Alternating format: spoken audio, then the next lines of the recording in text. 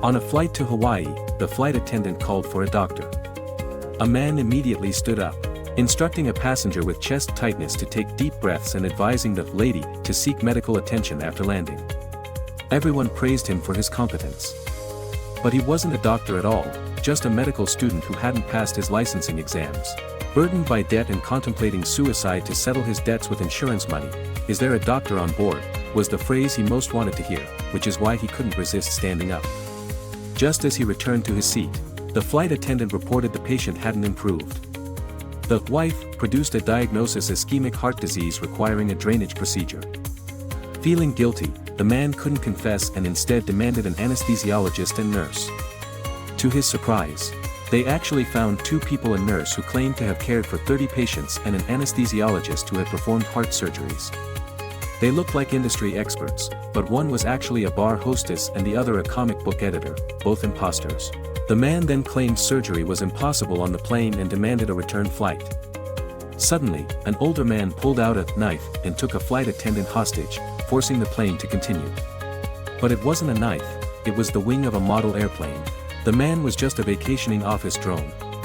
Even more absurdly, the two flight attendants were the real terrorists. They had intended to hijack the plane but were beaten to it. The woman called the captain, but another flight attendant answered. Turns out both pilots had food poisoning from drinking his tea, leaving him as the sole pilot. The man claimed no surgical tools were available, but the bespectacled guy in the back row said the galley had them. After fetching them, everything was indeed ready.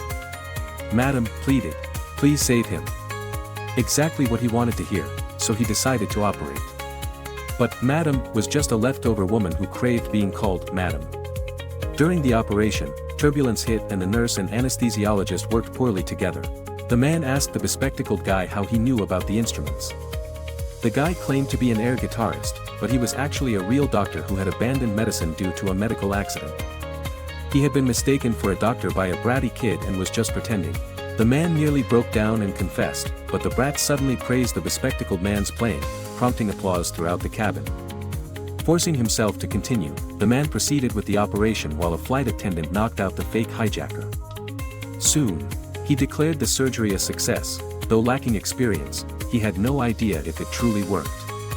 Unexpectedly, the patient had a pneumothorax, and the procedure coincidentally released the trapped air. The plane landed safely.